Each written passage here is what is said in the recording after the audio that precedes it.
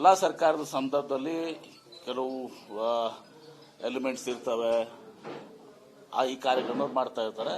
ನಿನ್ನೆನೂ ಕೂಡ ಮುಖ್ಯಮಂತ್ರಿಗಳಿದ್ರು, ನನ್ನ ಜೊತೆಗೆ ಇದ್ರು. ನಿನ್ನೆ ನಿಮ್ಮ ಲಿವರ್ಪೂಲ್ ಯೂನಿವರ್ಸಿಟಿ ಇದು ಮಾಡುವ ಸಂದರ್ಭದಲ್ಲಿ ಮುಖ್ಯಮಂತ್ರಿಗಳು ನಿರ್ದೇಶನ ಕೊಟ್ಟಿದ್ದಾರೆ. ಯಾರು ಇದರಲ್ಲಿ ತಪ್ಪಿಸ್ತಿದಾರೋ ಅವ್ರನ್ನ ಕೂಡಲೇ ಇದು ಮಾಡಿ ಅವ್ರನ್ನ ಬಂಧಿಸಿ ಶಿಕ್ಷೆಗೆ ಒಳಪಡಿಸಬೇಕು ಅಂತ ಹೇಳಿದ್ದಾರೆ. ಇದು ಕೇವಲ ಕಾಂಗ್ರೆಸ್ ಪಕ್ಷ ಇದ್ದಂತಲ್ಲ, ರಾಷ್ಟ್ರಾದ್ಯಂತನೂ ಕೂಡ ಬಿಜೆಪಿ ಸರ್ಕಾರದಲ್ಲಿನೂ ಕೂಡ ಇವತ್ತು ಎಷ್ಟು ಗಲಭೆಗಳಾಗಿರ್ತವೆ. ಇದಕ್ಕೇನೋ ಅವರೇ ಹೊಡೆನ ಹಾಗಾದ್ರೆ.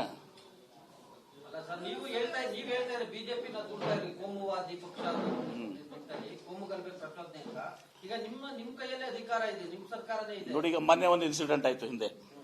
ಆ ಇನ್ಸಿಡೆಂಟ್ ನಲ್ಲಿ ಏನಿದೆ, ಅವನು ರೌಡಿ ಶೀಟರು, ಅವ್ರನ್ನ ಒಯ್ದೆಲ್ಲ ನೀವು ಒಂದು ಇದಕ್ಕೆ ಧರ್ಮಕ್ಕೆ ಇದು ಮಾಡೋದು.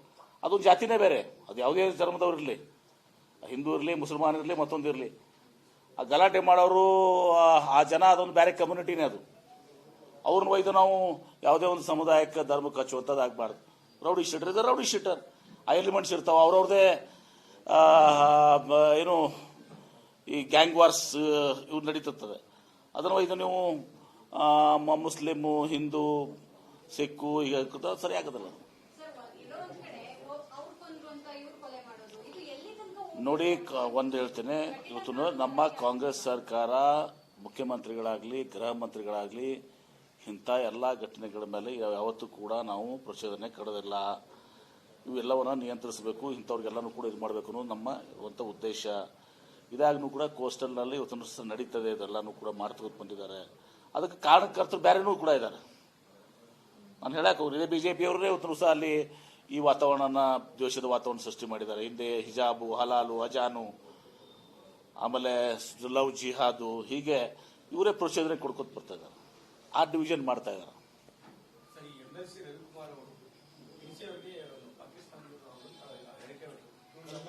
ಏನು ಮನಸ್ಥಿತಿ ತೋರಿಸ್ತದೆ? ಒಬ್ರು ಜಿಲ್ಲಾಧಿಕಾರಿಗಳು, ಜಿಲ್ಲಾ ದಂಡಾಧಿಕಾರಿಗಳು, ಅವ್ರಿಗೆ ನೀವು ಪಾಕಿಸ್ತಾನಿ ಅಂತಂದ್ರೆ ಅಂದ್ರೆ ಒಂದ್ ಕಡೆ ಹೇಳ್ತೀರಾ ನೀವು ಆಡಳಿತ, ಮತ್ತೊಬ್ಬ ಆಡಳಿತ ನಡೆಸೋಂಥ ಒಬ್ಬ ಜಿಲ್ಲಾಧಿಕಾರಿ, ಜಿಲ್ಲಾ ದಂಡಾಧಿಕಾರಿಗಳು, ಅವ್ರಿಗೆ ನೀವು ಪಾಕಿಸ್ತಾನಿ ಅಂದ್ರೆ ಸರಿ ಆಗ್ತದ? ಇದು ಇವರಿದ್ದಾಗ ಅದೇ ಅಧಿಕಾರಿಗಳಿರ್ತಾರೆ, ನಾವಿದ್ದಾಗ ಅದೇ ಅಧಿಕಾರಿಗಳಿರ್ತಾರೆ.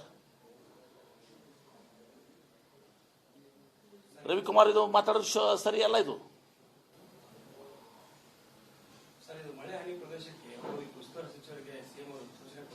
ಹೌದು, ಎಲ್ಲೆಲ್ಲಿ ಮಳೆ ಹಾನಿಗಳು ಇದಾಗಿರ್ತದೆ ಅದೆಲ್ಲ ಉಸ್ತುವಾರಿ ಸಚಿವರು ಹೋಗಬೇಕಾಗಿದ್ದು ಜವಾಬ್ದಾರಿ. ನಾವು ನಮ್ಮ ಜಿಲ್ಲೆಯಲ್ಲೆಲ್ಲ ಮಾನಿಟರ್ ಮಾಡ್ತಾ ಇದ್ದೀವಿ. ಯಾಕಂದ್ರೆ ಮಹಾರಾಷ್ಟ್ರದಲ್ಲಿ ಬಹಳಷ್ಟು ಇದಾಗಿದೆ. ಮೊನ್ನೆ ಶೋಲಾಪುರ್ ಮತ್ತು ಪುಣೆ ಫುಲ್ ಎಂಟೈರ್ ಹೈವೇ ಸಹ ನದಿಯಾಗಿ ಪರಿವರ್ತನೆ ಆಗಿದೆ. ಹೀಗಾಗಿ ಭೀಮಾ ನದಿಯಲ್ಲಿ, ಕೃಷ್ಣಾ ನದಿಯಲ್ಲಿ ಬಹಳಷ್ಟು ಪ್ರವಾಹಕ್ಕೆ ಸಹ ಇದಾಗ್ತಾ ಇದೆ. ನಾನು ಕೂಡ ಇದನ್ನ ನಾಳೆ ಕ್ಯಾಬಿನೆಟ್ ಮುಗಿಸಿ DCCO ಕಾನ್ಫರೆನ್ಸ್ ಮುಗಿಸಿ ನಾನು ಕೂಡ ಹೋಗ್ತಾ ಇದ್ದೀನಿ. ಎಲ್ಲ ಕಡೆ ಸಹ ಎಲ್ಲೆಲ್ಲಿ ಈಗಾಗಲೇ ಜಿಲ್ಲಾಧಿಕಾರಿಗಳ ಜೊತೆ ಮಾತಾಡಿದ್ದೀವಿ. ಎಲ್ಲ ಏನು ನಿಯಂತ್ರಣ ತೆಗೆದುಕೊಳ್ಬೇಕು ಮತ್ತು ನಮ್ಮ ಡ್ಯಾಮ್ಸ್ನಿಂದ ನಾವು ಏನು ನೀರನ್ನು ಇದು ಫ್ಲಡ್ ಆಗುವ ಸಂದರ್ಭದಲ್ಲಿ ಡಿಸ್ಚಾರ್ಜ್ ಮಾಡಬೇಕು, ಇದೆಲ್ಲವೂ ಕೂಡ ವೈಜ್ಞಾನಿಕವಾಗಿ ಇವತ್ತು ನಿರ್ವಹಣೆ ಮಾಡುವಂಥದ್ದು ಆಗಬೇಕು ಅನ್ನೋ ದೃಷ್ಟಿಯಿಂದ ಸೂಚನೆಯನ್ನು ಕೂಡ ಕೊಟ್ಟಿದ್ದೀನಿ. Thank you.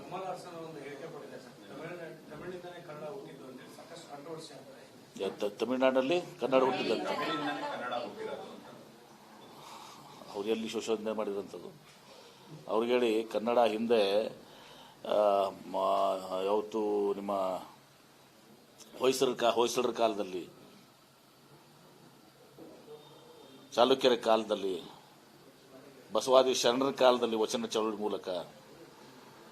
ಹೀಗಾಗಿ ಇವತ್ತು ಕಮಲ್ ಹಾಸನ್ ಅವ್ರಿಗೆ ಬಹುಶಃ ಎಲ್ಲೋ ಒಂದು ತಪ್ಪು ಗ್ರಹಿಕೆ ಇದೆ, ಅತಿ ಬುದ್ಧಿವಂತಿಕೆ ಇದೆ, ನಿಂಗೆಲ್ಲ ಆಗ್ತದೆ.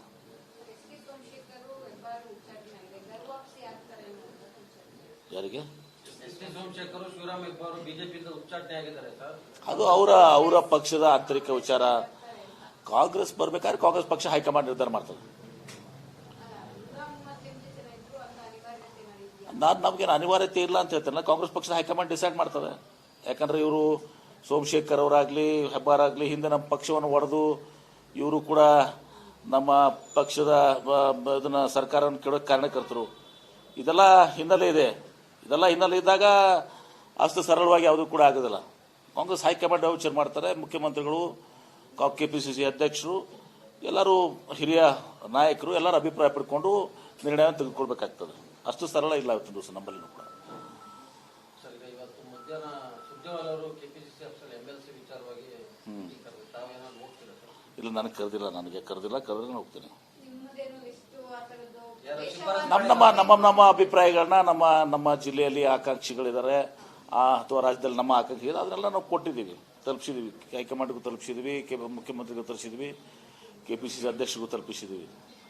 ಕೊನೆಯದಾಗಿ ಸರ್, ಯಾಕೆ ಈ ತಮ್ಮಣ್ಣ ಭಾಟಿಯ ವಿಚಾರನ ಬಿಜೆಪಿ ಜಾಸ್ತಿ ಇದು ಮಾಡ್ತಾ ಇದ್ದಾರೆ? ಇದು ರಾಜ್ಯದ ಹಿತಾಸಕ್ತಿಗಿಂತ ರಾಜಕಾರಣಿಗಳ ಹಿತಾಸಕ್ತಿ. ನೋಡಿ, ನಾನು ಈಗಾಗಲೇ ಬಹಳಷ್ಟು ಹೇಳ್ಬಿಟ್ಟಿದ್ದೇನೆ. ಪ್ರತಿ ದಿವಸ ಸಾಕಷ್ಟು ನಮ್ಗೆ ಎಷ್ಟು ಪ್ರಚಾರ ಸಿಗಬೇಕಾಗಿತ್ತು ಅದಕ್ಕಿಂತ ಜಾಸ್ತಿ ಪ್ರಚಾರ ಸಿಕ್ಬಿಟ್ಟಿದೆ. ಪದೇ ಪದೇ ಹೇಳ್ತಾ ಇದ್ದಾರೆ ಅಲ್ಲಿ ರಾಜ್ಯದ ಹಿತಾಸಕ್ತಿಗಿಂತ ರಾಜಕಾರಣಿಗಳ ಹಿತಾಸಕ್ತಿ ಆಗಿದೆ. ದೀಪಿಕಾ ಚಿಲಿತಲ್ಲ ಯಾರೋ ಇದ್ಲಲ್ಲ, ದೀಪಿಕಾ ಯಾರೋ ಸೀತಾ ಪಾತ್ರ ಮಾಡಿದಾರಲ್ಲ, ದೀಪಿಕಾ ಯಾರೋ ಅದು ಸಿಗದ. ಅವಾಗ ಬರೇ ಕರ್ನಾಟಕ ರಾಜ್ಯದಲ್ಲಿ ಇತ್ತಲ್ಲ ಅದು, ಅವಾಗಿಂತ ಪ್ಯಾನ್ ಇಂಡಿಯಾ ಪ್ರಶ್ನೆ ಬಂದಿದ್ದಲ್ಲ. ಅವಾಗ 25 ಲಕ್ಷ ಬರೀ ಶೂಟ್ಔಟ್ಸ್ ಅಲ್ಲ ಅವಾಗ ಅವಳಿಗೆ. ಅವಳು ಕನ್ನಡಿಗರವ ಅವಾಗ, ಅವಳು BJP MP, ಮಹಾರಾಷ್ಟ್ರದಲ್ಲಿ ಮುಂಬೈದಲ್ಲಿ ಇರ್ತಾಳೆ, ಬೇಸಿಕಲಿ ಗುಜರಾತ್ನಾಗ. ಆಮೇಲೆ ಧೋನಿ ಮಾಡಿದಾಗ ಅನಿಲ್ ಕುಂಬ್ಳೆ ಇರ್ಲಿಲ್ವಾ, ಅವರು ಅರ್ಧಕ್ಕೆ ಬಿಟ್ಟೋದ್ರು. ಸುಮ್ಮನೆ ಅದೆಲ್ಲ ಬೇಡ. ಇದು ಮೈಸೂರು ಸ್ಯಾಂಡಲ್ಲು ಅಧೋಗತಿಗೆ ಹೋಗಿದ್ದನ್ನು ನಾವು ಬೆಳೆಸಿದ್ದೀವಿ. ನಾವು ಇದನ್ನು ನಮ್ಮ ಟಾರ್ಗೆಟು 5,000 ಕೋಟಿಗೆ ಒಯ್ಯೋದಂಥದ್ದೇ ಇದು ಒಂದು, ಮತ್ತು MSIL ಎರಡೂ ಕೂಡ ನನ್ನ ಒಂದು ಅವಧಿಯಲ್ಲಿ ಇದನ್ನು ಅತ್ಯಂತ ಉತ್ತುಂಗಕ್ಕೆ ಒಯ್ಯಬೇಕು. ಇವು ಎರಡು ಒಂದು ಉದ್ರ ಸಂಸ್ಥೆಗಳಾಗಬೇಕು. ಅದ್ರ ಜೊತೆಗೆ NGF ಕೂಡ ಇಟ್ಕೊಂಡಿದ್ದೀನಿ ಮೀಟಿಂಗು. ಹುಬ್ಳಿ NGF ಭಾಳ ಒಳ್ಳೆ ಟ್ರಾನ್ಸ್ಫಾರ್ಮರ್ಸ್ ಮಾಡ್ತಾರೆ. ಇವತ್ತು ಪಾರ್ಲಿಮೆಂಟ್ ಹೌಸ್ಗೂ ಅವರೇ ಕೊಟ್ಟಿದ್ದಾರೆ, ಜೇವರ್ ಏರ್ಪೋರ್ಟಿಗೆ ಕೊಟ್ಟಿದ್ದಾರೆ, ರೈಲ್ವೇಸ್ ಕೊಟ್ಟಿದ್ದಾರೆ.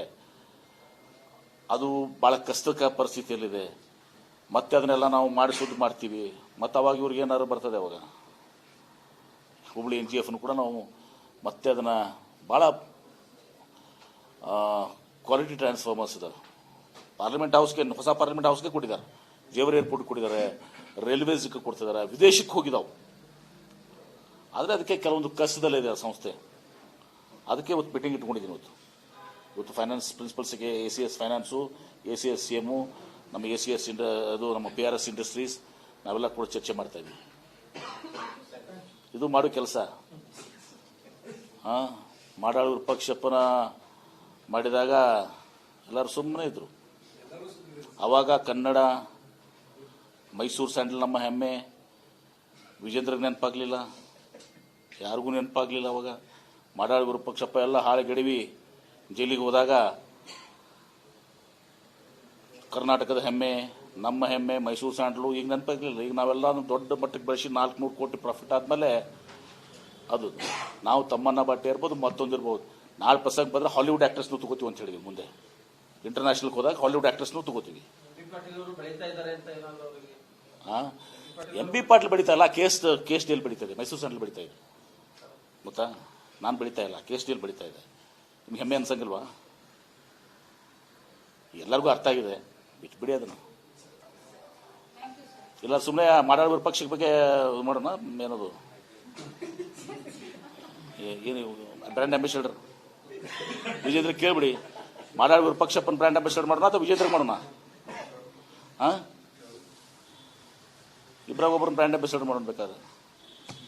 ಅದು ಬೇಡ, ಲಘುವಾಗಿ ಮಾತಾಡೋದು ಬೇಡ. ನಾನು ಅದು ಉನ್ನತ ಮಟ್ಟಕ್ಕೆ ಬೆಳೀತಾ ಇದೆ. 5,000 ಕೋಟಿಗೆ ಹೋಗಬೇಕು. ಮುಂದೆ ಹಾಲಿವುಡ್ ನನ್ನ ಆಶಯ. ಅವಾಗ ನಾನು ಇರೋದಿಲ್ಲ. ಮುಂದೆ ಅಷ್ಟು ಬೆಳೆದಾಗ ಯುರೋಪು, ಅಮೇರಿಕಾ, ಉಳಿದಂಥ ರಾಷ್ಟ್ರಗಳಲ್ಲಿ ಜಾಗತಿಕ ಮಟ್ಟಕ್ಕೆ ಹೋದಾಗ we require an international ambassador. ಅವಾಗ ಅದಾರಲ್ಲ ಯಾರು, ಕ್ರಿಸ್ಟಿನಾ ಸ್ಟೆವರ್ಟು, ಅಂಜಲಿನಾ ಜೋಲಿ, ಯಾರು ನನಗೆ ಗೊತ್ತಿಲ್ಲ ಹೆಸರುಗಳೆಲ್ಲ, ನಾವು ಔಟ್ಡೇಟೆಡ್.